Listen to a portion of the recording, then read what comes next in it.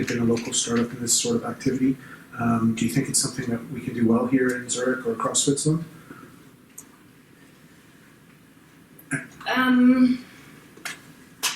I mean, like there's some I would say natural benefits in Switzerland, like having established already a very a big financial industry, kind of a long-standing financial industry with a lot of trust as well, and so this kind of helps to have the reputation of being a good financial player. The other is that Switzerland itself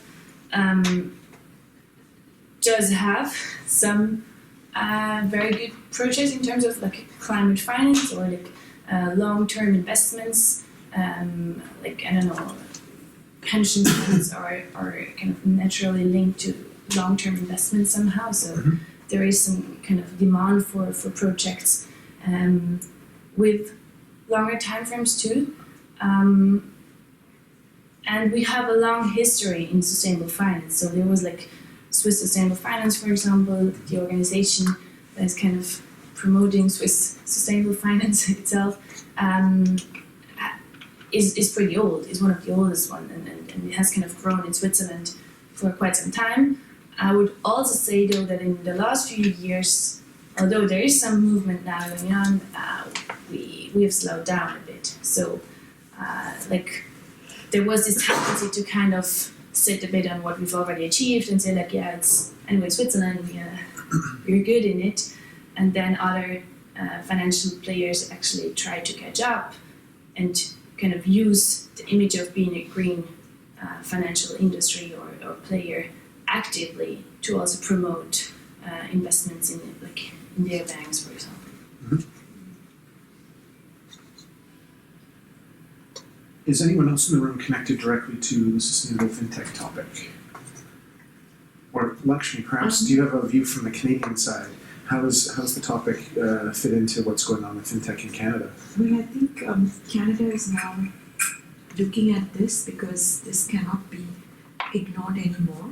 So last year we had we invited somebody to speak, and that's why I'm here to see if this would be another opportunity for a Canadian. But as you say, I think Canada is not as advanced yet as Switzerland, but slowly catching up. And that's why they're very happy to kind of discuss or engage in discussions like this to see about best practices and learn and also share their experiences. I think that's where we are. I don't know if you have anything to add. Well, I was kind of wondering, are there other parts of the world that are doing good things around sustainable FinTech? I mean, kind of coming back to the UN is here in Switzerland, how come it doesn't have a bank for refugees? Are there other parts of the world that are doing good things and really leading the way on sustainable FinTech, do you think? Singapore or London or somewhere else? Is there a lot of activity that you hear about? I mean, in France, they're doing a lot for sustainable finance itself. I don't know so much about the FinTech, like how closely they're linked, but personally, I think FinTech itself, we shouldn't focus only on like the new startup scene, but like it's basically whichever technology can be integrated in financial players, and there is of course this challenge as well, like how do you integrate a very new technology or tool, software, whatever, in a rather old infrastructure, like the IT infrastructure, so you have to kind of pass security issues, you have to just link it to programs from, I don't know, the 90s or whatever. So there are like challenges that go beyond the topic itself or the will, but really like practical issues of like how to link these two. Yeah. I think the topic about refugees is really timely because everybody else must be speaking about how to manage financial transaction for them. But what Canada is also thinking about, or one of the startups, they have this in-kind where money can be, Yeah. So maybe you can explain. You can probably do a better job at the moment. You just reminded me of that's a great example. Yeah. So this is how foundations can actually, when they give anything like not monetary gifts, but if they give any other sponsor, like Nestle gives chocolates or Lindt gives also chocolates and etc., then they can actually account for this and also have a track record on this. And this is what we had a speaker from this startup, Kind Village, and she's connected to John, so I think that would be nice to. We'll have to connect to Leah and also to Anna to see if we can get some opportunities going. Yes, that would be great, actually. Great. Sounds good. Yeah. The point though with I think sustainable fintech is, as you were saying, Anna, it's not just about like startups and what they're doing. It's really about all the various different ways that technology could solve this sort of challenge. So yeah, we don't just restrict it to fintechs. There's loads of things going on at big organizations. Do you see that the worlds are still very separate, or do you see fintech as something that is kind of being a topic within sustainability? Or sorry, maybe that's another way to ask it. Coming from the traditional sustainable finance perspective, how is fintech looked at? Can you say something about that maybe?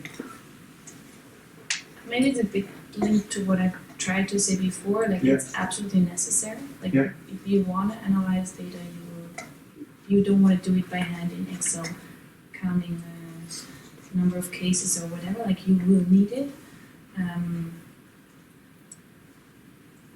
And then maybe one thing that I observed very early, which I thought was quite funny, but also important, is the language, for example. So when you talk about long term in sustainability, you talk about 20 to 30 years. And when you talk about long term in technology or in innovation, fintech, it's maybe 5-6 years. And stuff like this that kind of has to converge and already starts converging. Just by combining these very, very different worlds, but they know they kind of need each other. Mm-hmm. Also like not just the typical sustainable finance companies that now need tech, but also like fintechs themselves who are being approached by customers saying like we actually want to have sustainability solutions or offers. So they are also being challenged from the other side. So I guess it's kind of a push from both sides that bring them together. I had another question. This is probably a dumb one. You mentioned the governance topic of sustainability. Could you kind of describe a bit more what that means, and is there anything kind of interesting going on in that space as well with connection to fintech? So maybe Leah can also then. So there is like in Switzerland there are like a lot of this talks about it, but at the moment there is. Most of it is on kind of the voluntary basis by companies. Oh, like diversity topics like that? Exactly, Okay, just like on sustainable finance and of course like since this topic is very, very important and very much in time, there are a lot of ideas that are being brought to Parliament around sustainable finance itself. Yep. And fintech, I would say like they rolled out within the last 2-3 years, and now they're more or less converging. I would say what most of the players do now is look at the European Union on the new action plan on sustainable finance and the new regulation that is coming up there. For example, with like transparency towards customers and kind of the type of data that you have to make transparent again with regards to sustainability. And this of course affects all players who want to do business in the European Union as well, including all the fintechs. Maybe this is as a first answer, but I don't know if you. Maybe just one thing. What I realized as well is that a lot of legal firms now started to work on these topics itself. And me, for example, one of the very big ones in the fintech sector that helped a lot to create the crypto valley and like kind of this environment in Switzerland. They're now interested in environmental topics as well because they realize that the legacy or the responsibility you have as a financial player towards your customers with respect to the risks in climate and environment, for example, are very important, and they're kind of part of this fiduciary duty that you have. Actually, a note on MME, they've been a law firm that I think has been really instrumental in, first of all, Crypto Valley, but they're also involved in setting the frameworks for AI. And if you talk to them now, they'll very much acknowledge that fintech is this broad kind of convergence, and there's these really interesting topics that aren't just a financial regulation topic, they're also a technology regulation topic, and it's also sort of how does government adapt and work as an organization going forward. So really interesting stuff. Something that strikes me is, I didn't think of the female topic, that's kind of obvious in an event like today. I was at a CFA event earlier this week on diversity in boards, and I was surprised to learn that they've done all the analysis, and boards that have increased diversity are better performing. There's all these things, I remember seeing similar stats about innovation. Credit Suisse, one of their research departments, while I was at Credit Suisse, had this very strong analysis that showed that companies that invested in innovation and truly performed and optimized their innovation had much better stock performances. And I was thinking to myself, somehow I've got to get this to management so that they invest in innovation properly, because a research department is telling everybody else that's what you should be doing. It sometimes seems hard to convince people of something that seems like it's been already shown to be a good idea. Diversity in Swiss business in general is like super duper low. Like the stat that really stuck out to me was something like only 4% of director, or what's the word I'm looking for, chairman of board in Swiss companies are female, and it's only really from inheritance and family businesses.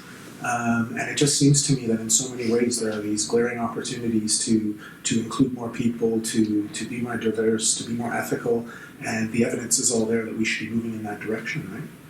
Well, why do you think we can't, or why do you think we don't move quicker when we see the opportunity that would come with making these types of changes? It goes all hand in hand, I would say. It's a lot of kind of changes. For a lot of people, it changes kind of on a personal and on this professional level, and so they kind of, you have your typical networks, which are, I don't know, for me a lot of women, for others maybe a lot of men, and so you kind of pull them in your organization. You think first about them, and then, or if you talk about panelists, for example, or speakers, if men are invited, they're being known then. So whenever you think about a name, who could you invite? You think about this man because you've seen him before, but maybe you don't think about the woman is actually also very good, but she's just not being invited. So you kind of have this this follow-up or lock-in effects just because of tradition, and then it's active work that has to be done in that sense. So it's not just going to come by itself because we have those interlinkages. And I think for gender. If we look at SDGs again, there is a lot to do in Switzerland. A lot, not just about the chairman of boards, also like in whichever organization in the kind of the leading positions and so on. Well, to kind of connect the dots, one of the things that we do is advocacy. That's another big part of our work, and again, it speaks to why an ecosystem helps, because if you wait for the government to go out, which in Switzerland it doesn't really necessarily do quite so proactively, it waits for the industry to come to them, and so if the government's not helping to sort things out and it's not out in the ecosystem, they have to wait for industry to come to them and then push them in certain directions, and it doesn't really lead to optimal solutions. It leads to the Bankers Association pushing laws that will open up the digital economy away from the opportunity and locking into the incumbent position. What was I going to try and say? There was another point bouncing around there. It totally lost me. These things seem so obvious and so necessary right now. And anyway. The advocating work. What I heard when I worked with, it's actually a woman who connects for us in Bern and helps to manage the way that we engage in broad kind of political discussions, not just say FINMA, but everything. And the very kind of brutal honesty she said to me is Switzerland has a very deep-rooted national bias on gender and nationality, and they're kind of like these deeply held things that kind of contradict a lot of the stuff we need to do to be this global center in a feasible way. We have to be more inclusive and we have to be more balanced and diverse. And if we can't figure out how to open up from being Switzerland to being a global platform more quickly, it's sort of an opportunity that's going to pass by. It's what I hear from a lot of people when it bounces around, whether it's Luca Muller saying, the banks are going to push us away from opening up what allows us to do sustainability, AI, crypto. I guess given your position or given both of your roles, and everybody here as a woman who's sort of a leader of the next generation of Swiss business, how do you think stuff like that gets changed, or how do we realize the opportunity rather than missing it while we try to talk about what we know needs to be done?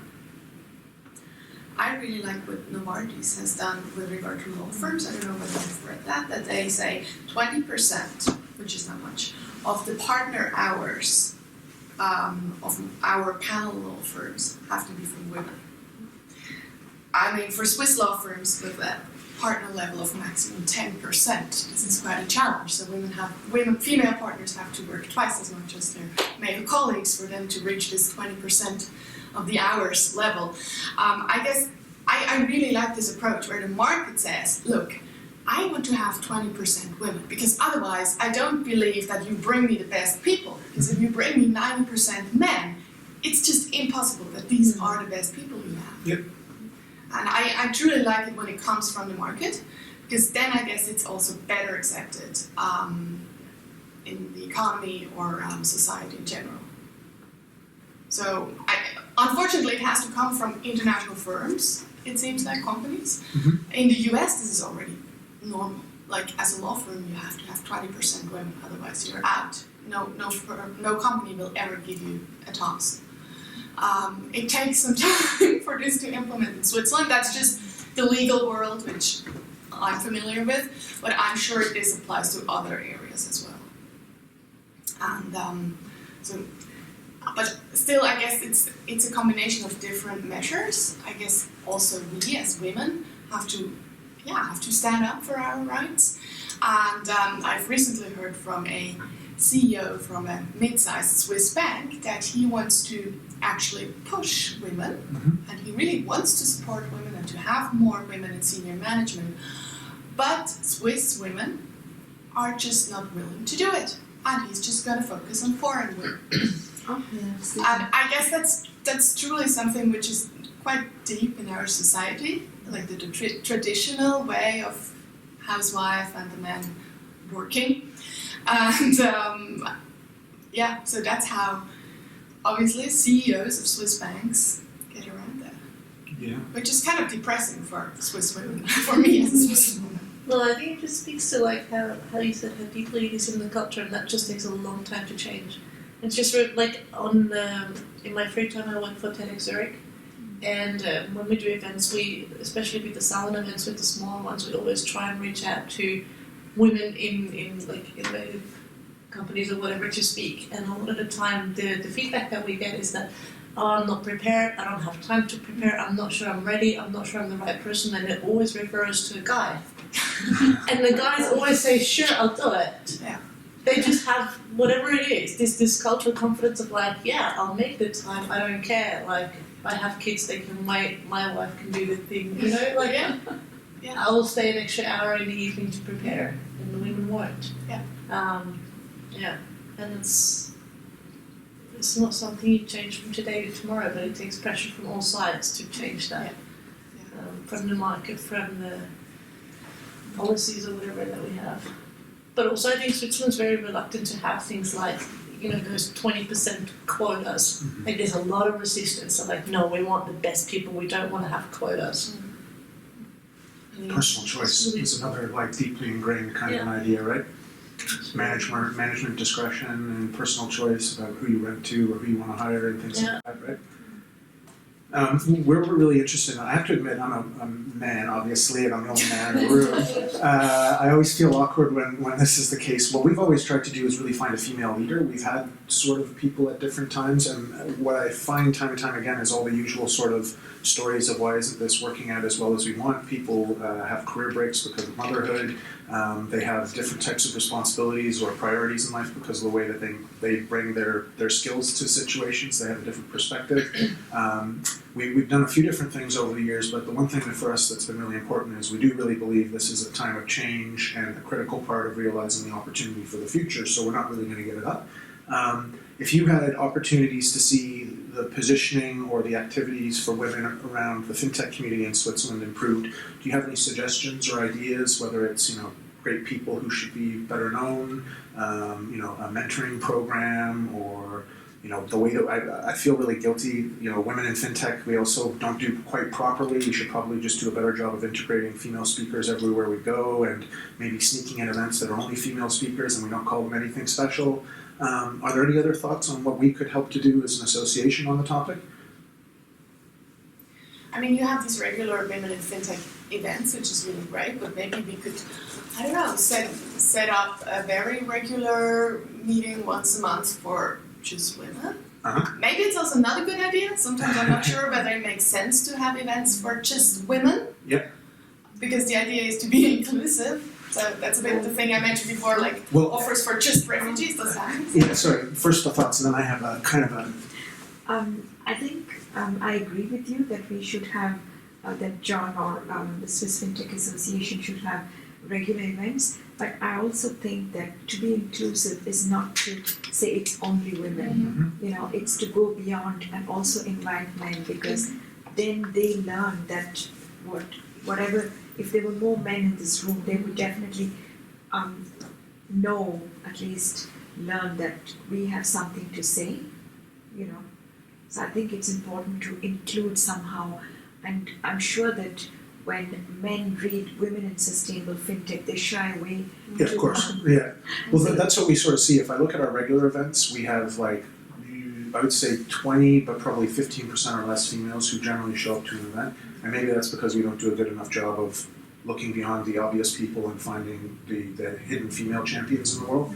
We try to do more and more of that, but it's a pretty distinct pattern. It's the same in finance, it's the same in technology, and when you put them together, it's even better.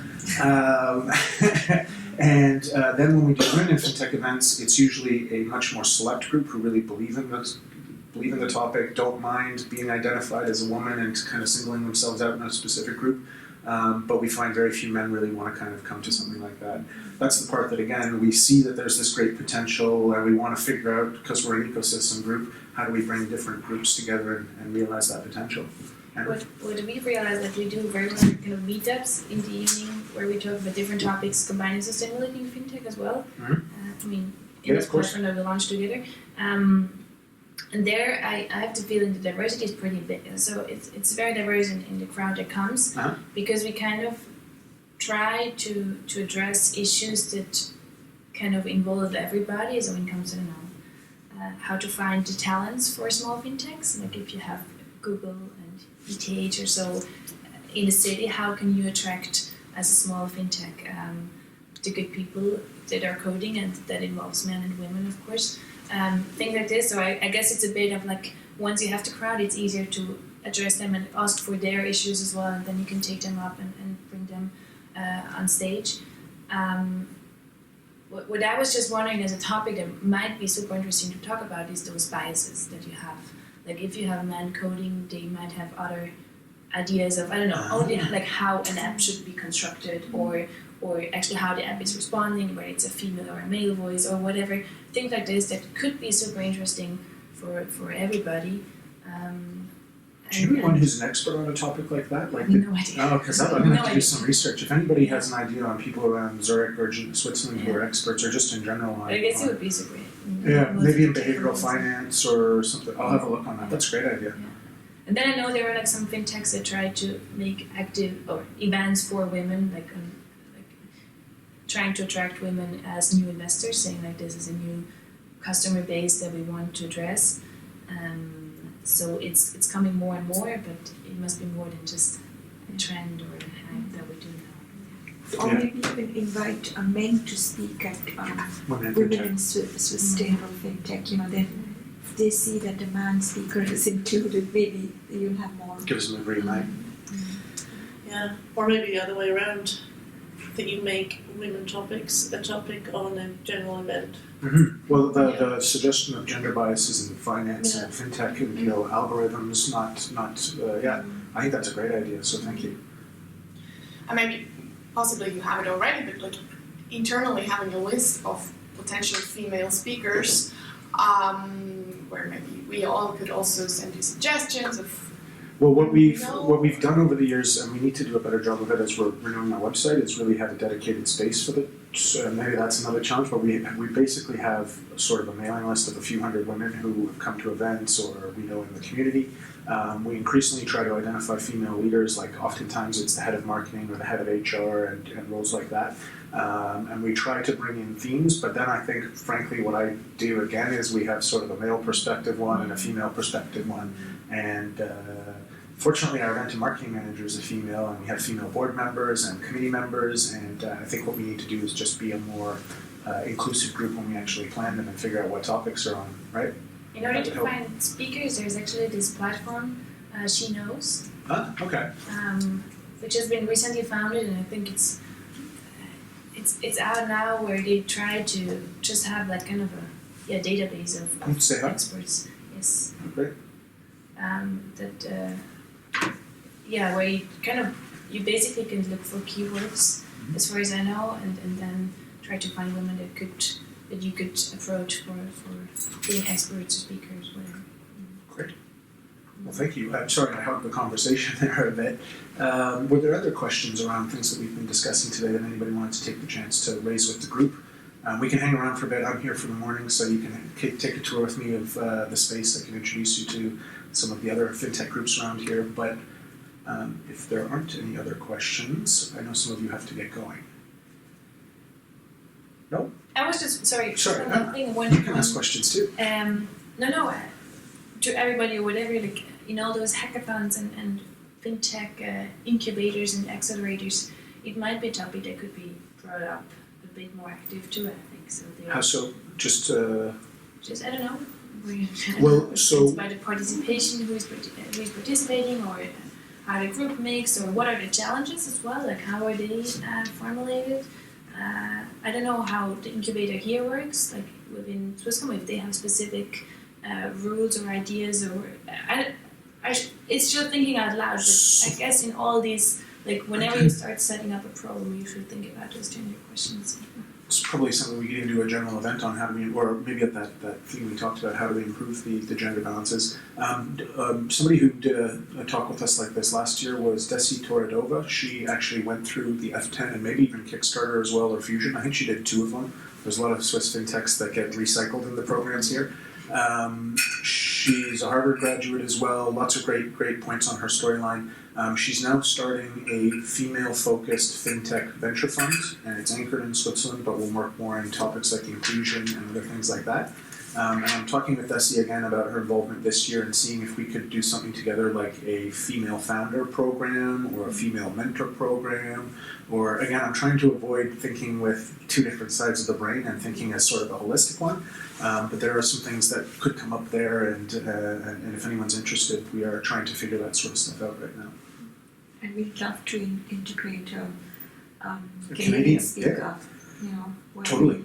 Well, and again, speaking of Switzerland's positioning, the reason why Canada and loads of other countries are in discussions with Switzerland, it's a small country with a big financial center, and we're also, I think, really a global platform when you look at the world. And there's a lot of countries that